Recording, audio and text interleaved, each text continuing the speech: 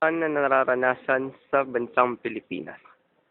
Ang kakapusan ay tumutukoy sa isang sitwasyon kung saan limitado o hindi sapat ang mga pinagkukunang yaman upang matugunan ang mga pangangailangan ng mga tao.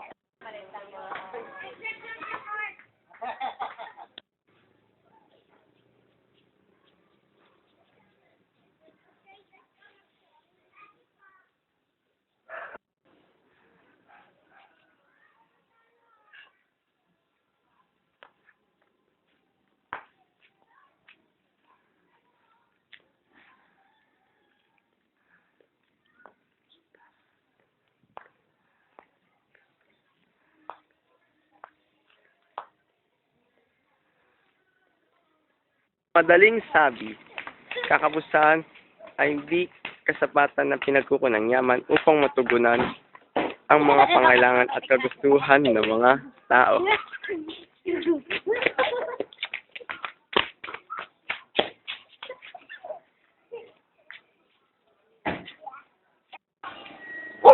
Ano ba ang dahilan kung bakit nararanasan natin ang kakapusan? Unang-una, ang mahasyang paggamit ng pinagkukunan natin at ang kawalang hanggan ng paggamit at kagustuhan ng tao. Paggamit natin ng tubig, mahalaga ang tubig. Mahalaga ang ating pagtulungan sa pamahalaan at mga pribadong sektor tungkol sa pagtitipid ng tubig, sapagkat ang tubig sa gripo ay di pangkambuhayan kung hindi natin gagamitin ng gusto sa ating paligid na maraming tao o pamilya sa kabuhayan.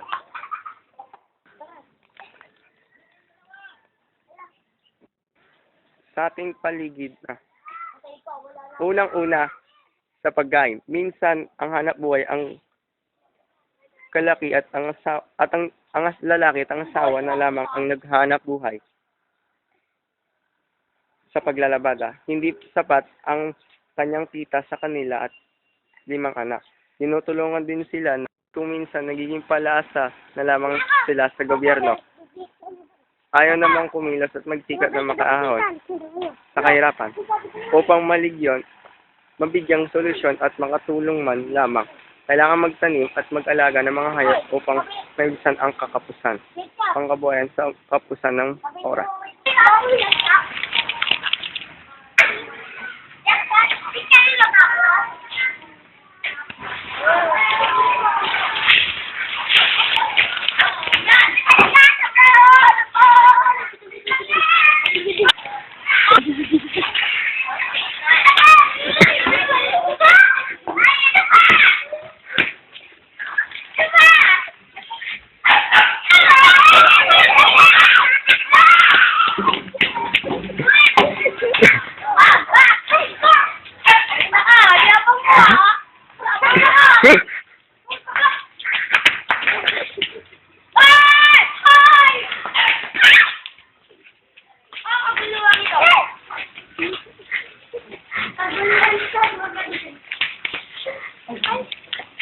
Kakapusan sa pag-aaral.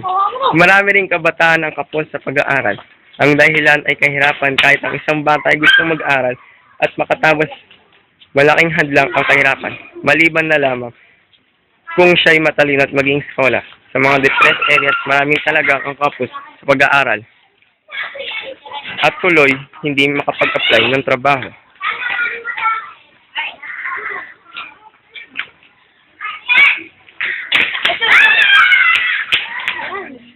Yan, magsapo kayo. Ha, sarap. Sapo pa! Eh, wala sapo.